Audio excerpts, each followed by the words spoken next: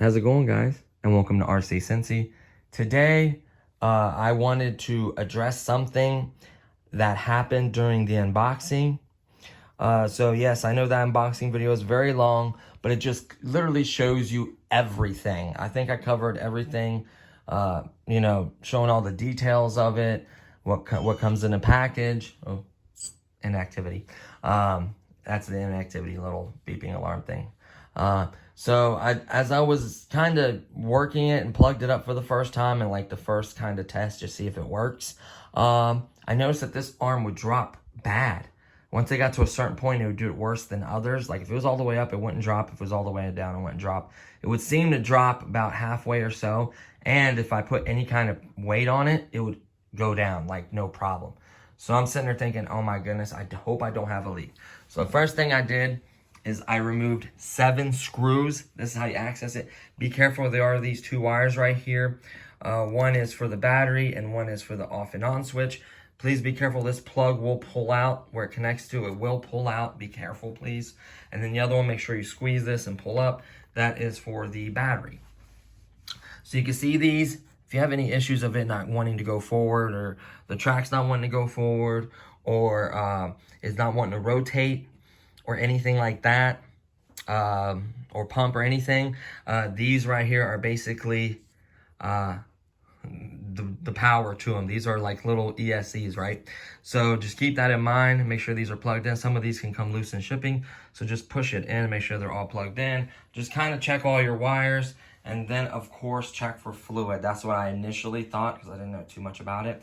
And no leaks whatsoever. There was a little bit of fluid here. When they assemble this and put this together, they're gonna get fluid on it. Don't get mad, it's just part of it. Just give it a good cleaning. Go ahead and clean it all and then run it. Putting the lid on the side, please don't spin or rip your wires out or anything. And just run it and see if you can see any fluid. I saw no more fluid. You can see some, I guess when they assembled it, a little bit of fluid there. But I've wiped it and no more has come out since, and I've ran it pretty hard. So there's that. So I'm like, okay, well, it's not leaking. Why is it losing pressure in the cylinder? So I thought this is what controls each valve in here that allows the fluid to flow. I feel like that valve needed trim, like I actually mentioned, either some kind of trimming or something to where the valve doesn't move as much, maybe keeps a position where it's not losing pressure. So I went to the sub trim and I came across this. Let me turn the lights off. I guess every machine has to be literally ran and trimmed from the factory. Did not know that. So all your trims are gonna be different than mine. Channel 1 through 3. I do know channel 2 is the big arm. I don't know which one is, I don't know if the bucket or the stick is channel 1 or 3. So that's not a big deal. You can figure that out by swiping over to, let me show you real quickly. By swiping over this way, when you hit the channel, you can see what it is. 5 will always come on because it is the pump, right? So you go back over here, you hit this, unlock it of course, if it's locked. And then I went to, whoops, wrong one. Endpoints, you can see all of them are 100%.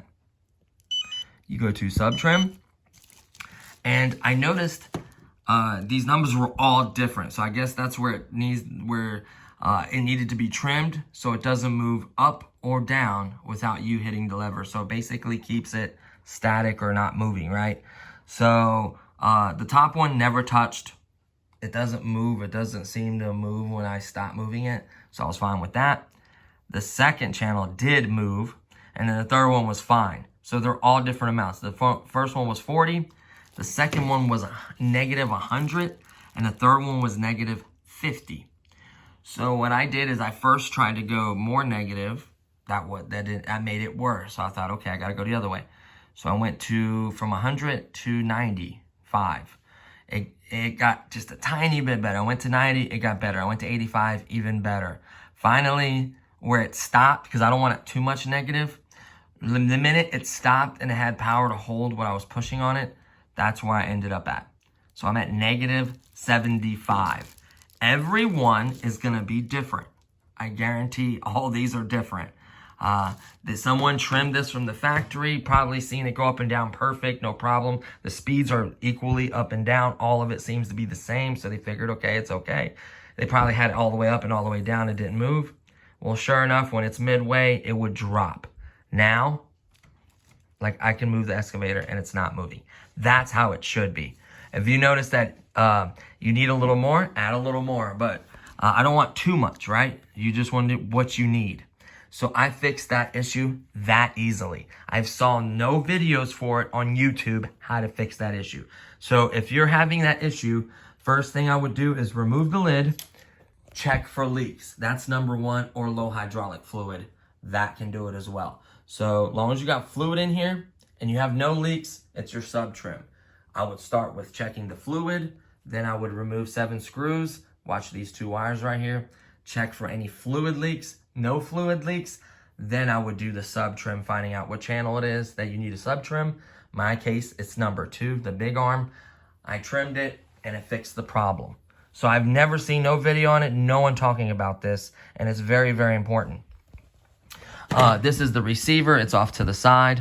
Whoops, I don't want to be on the... These are the 2 antennas. This is actually a really, really nice receiver.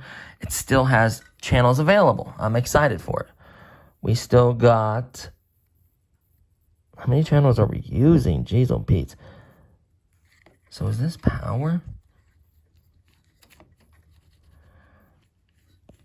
Where is this one going? So that's channel 1, channel 2, channel 3. Duh, the 3 servos. Then you have, obviously...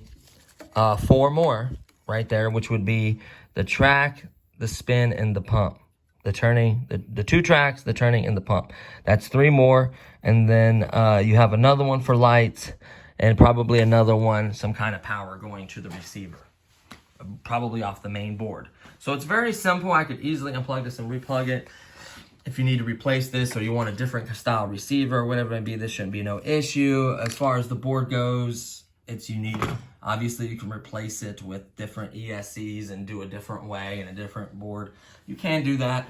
There's other boards out there. There's other setups out there. There's other blocks, other pumps, other kind of hosing, the metal braided ones. There's different tanks. So you really have a lot of options. Honestly, I think this fits this machine perfectly. The only thing I wish it had is the doors that can open on the side, or some kind of venting where you can put a fan to cool the pump and the liquid itself. In a really, really hot summer day, this can get really hot. I could probably tell you, because I run I run machinery at my work. I do blacktop, so we have bobcats, track hose, pavers, a lot of equipment, rollers. Everything runs off of hydraulics.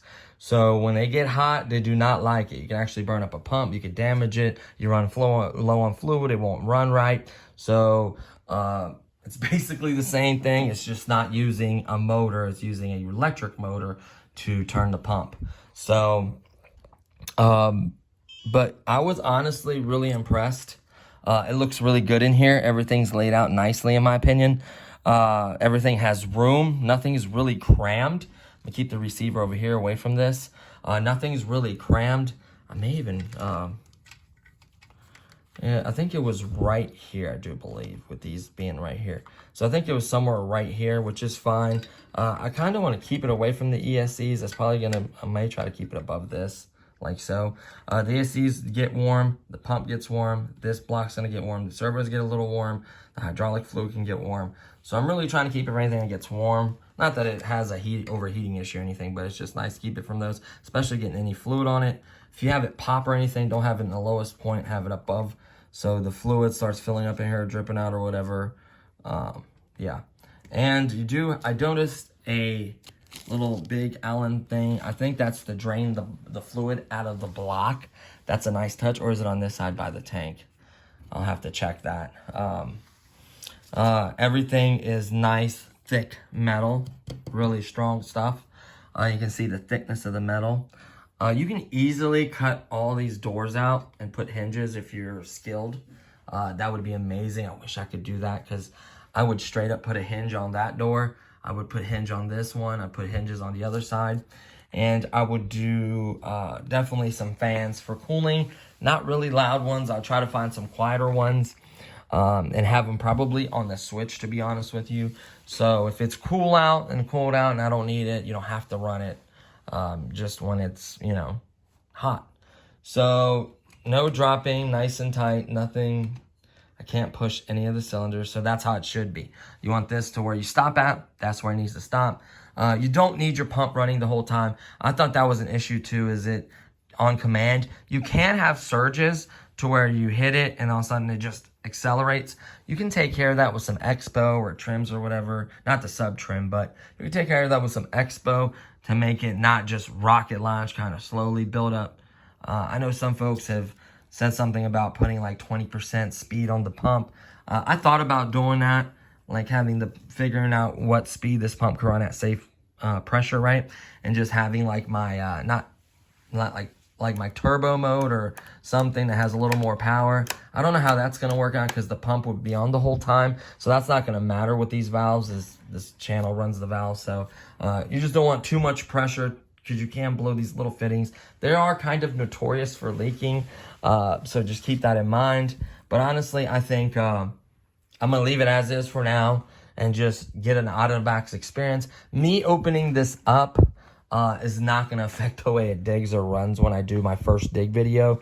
I just couldn't handle it dropping down. Like, that was driving me crazy. It needed to be addressed, and hopefully you do the same, right? Very, very simple right there. Channel 1, 2, 3, sub trims figure. To me, I guess if it's dropping, it's negative. If it's going down, which, well, it depends. They may have it changed in here. I don't know which way they have it, the receivers. But for me, mine dropping, it was at negative 100. I just had to come down a little bit. No big deal. You just want them really, you know, nice, stiff. You don't want to be able to move them, right?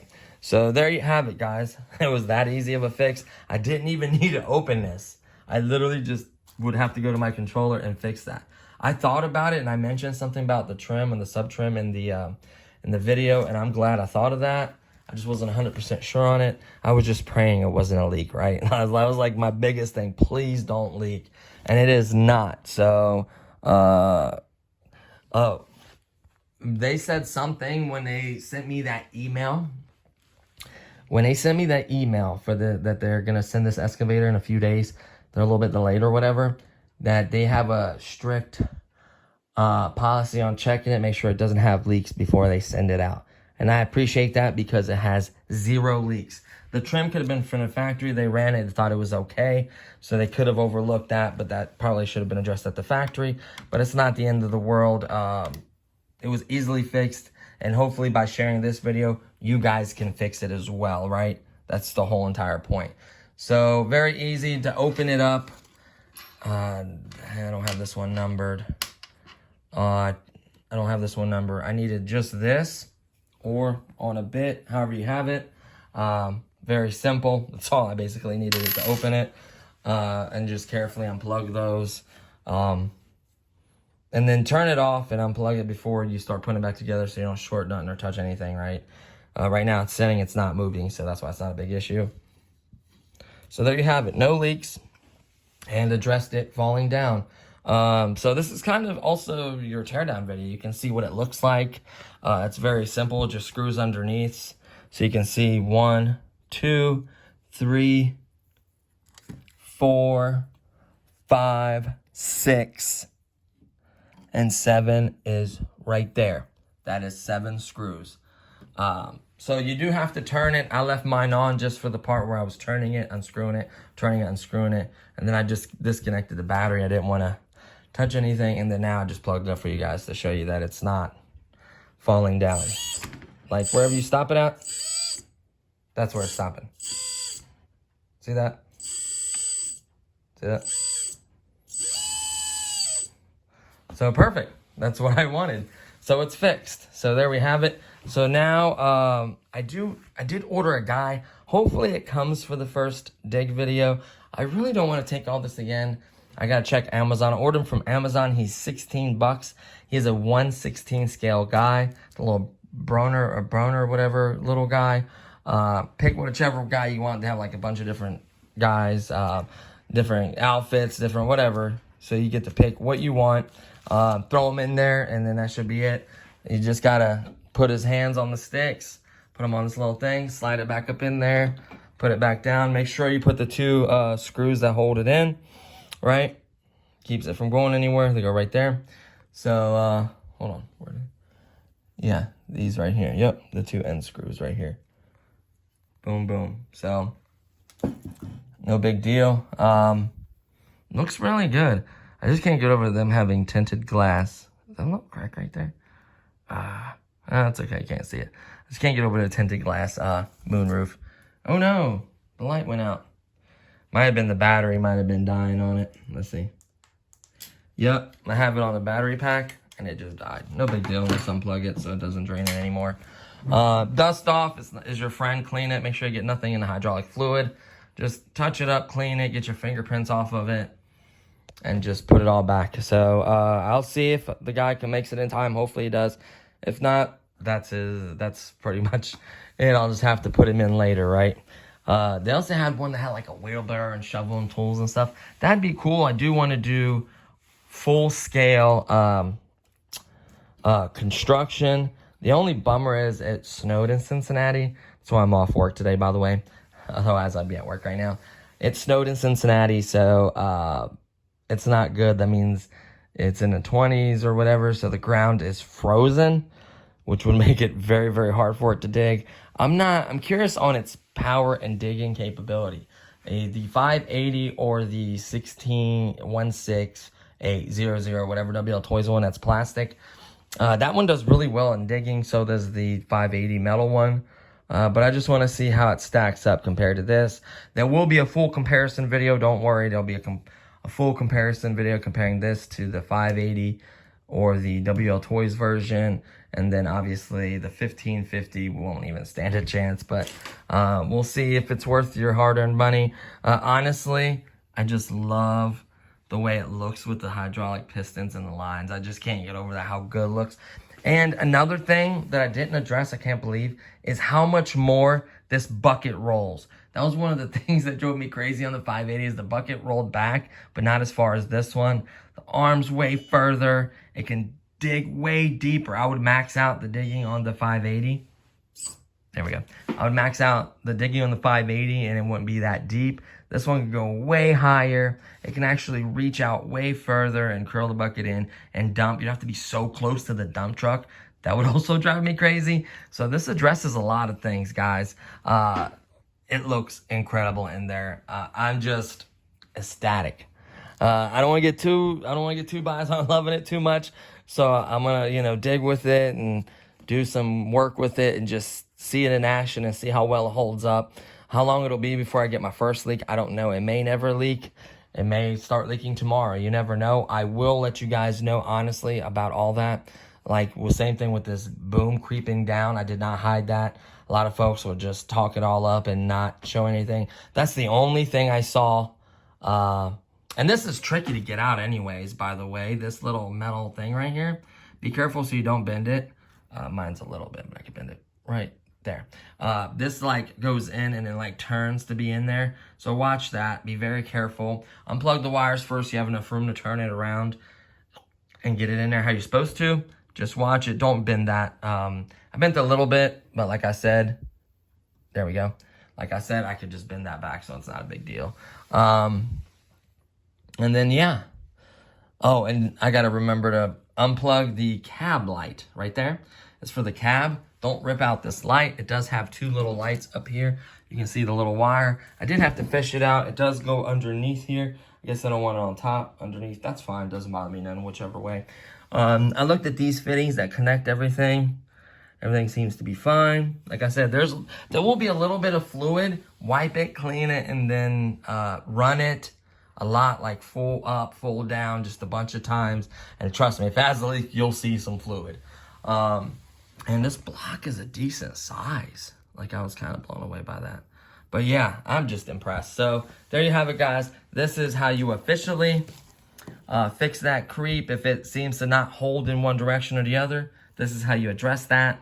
If it comes from the box good and it's not dropping anything, don't even bother messing with it. Unless once you grab something and it just drops, then adjust that. But watch it. I've never seen one of these blow out. I'm sure it's not pretty if it does. It probably can happen. Man, that's just so detailed. I just love this thing. So yeah, these are little LED lights on it. They're not the brightest. I think they'll be okay for some dust digging, maybe for show or for the construction site itself. I like the wires they chose and how they ran them. Looks very realistic, right? And I thought this was brushless, but I think this motor is actually brushed. They just put it in a really nice casing to make it look really nice.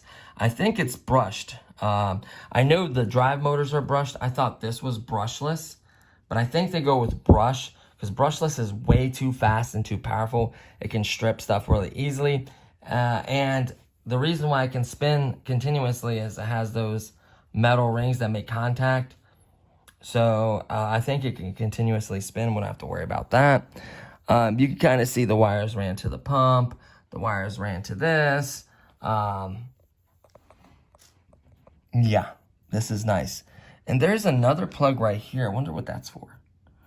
I wonder if that's like an auxiliary plug for like, I don't know. Like, because this one is for lights, so it's not that. Like, what is that for? That's got me really curious, right? Like, is that for like another, maybe an accessory on the board? Like you can set up a channel for like accessory wire ran. Is there any plug in there? There's just screws. I would love to have a hydraulic accessory, but I have no more hydraulic, right? I could probably lock in a thumb, like hook up a thumb, buy a thumb that stays in place, and then it roll the bucket, and then it clamps on it, and then it can grab stuff. That's cool. I could probably do the little, like the claw thing, maybe. It's just a bummer, because to have another set of hydraulics, you're going to need another one of these, and the block's going to be bigger, and it's going to have all the lines and everything. So that's just a bummer that this has this many. Theoretically, you could do a center mount piston, like center mount it, but I think that gets rid of some of the angle, like how far it can go down. Like so if it's in the center, it goes into here and to here. It can only go down so far, or it can only go up so far. This one can go like crazy amount, like all the way down, all the way up, no problem. So that's something to think about. I know some of them have just one piston right here in the middle. I know a lot of folks have hooked it up, or here. I've seen that way where it's just one in the middle. And then you can actually use, well, no, because that's the same channel. Never mind. Ah, man. I don't know. You just have to buy one that has, another block for accessory, basically. That's what that is. As the block's bigger and it has another servo and other lines to run for the accessories. That's why those ones are so much more, because you have more to it. I think everything just fits really nicely in this one. And it's, it's legit. That's nice and tight. So, plus, it could have been a little bit of air in there too. I did run it a little bit more with it open, bleeding it. So, if anything, there's probably no more air in there as well. But the sub trim really, really fixed it. So, this video is long enough. I'm going to try to cut down on size of them. I just want to show everything, right? I'm just very keen on trying to show you everything. Make sure you look everywhere in the bottom of the trays where hydraulic fluid would hide. You'll definitely see it. But yeah, just look everywhere, as long as you ain't got no leak. And I'm just glad I could share the tip on the piston itself dropping down on you. So that's nice to fix that and have that done. So we'll get this back together. Hopefully the figurine makes it in time. If not, I'll get the first dig video done. Honestly, guys, that dig video is probably, I'm going to try to go with just music, no talking, or mainly just digging, maybe like a little bit in the intro and conclusion, and that's pretty much it. I want to make it really focus on just the digging. So that's going to do it for this one. Hopefully that solves, if you guys have this excavator and it has that issue, hopefully it solves it. And, you know, we get the dig video out of the way. Do some mods. Obviously, technically putting the guy in as a mod. And then I'm thinking about a sound box, maybe putting that in here. And then that may do it for the mods. I don't like the little yellow light spinning on the back. I'm not too fond of that. I mean, it's okay, but it's just not the look I want. And then once we do that video with the mods, then we may upgrade maybe like a pump or a block or maybe something to give it a little more performance, or we'll see what options are available for this, right? So we'll have to figure that out. So as always, I want to thank you guys. I appreciate you guys watching the channel. You know, commenting, liking. Don't forget, I don't know if this video will come out in time, but the giveaway ends on December 10th, which is right around the corner. $50 Amazon card saying thank you for 50,000 subscribers. It means a lot to me. So hopefully I helped you out. I could help you guys out with the issue of it dropping down. And that's going to do it for this one. So thanks for watching. I'll see you guys next time. Peace.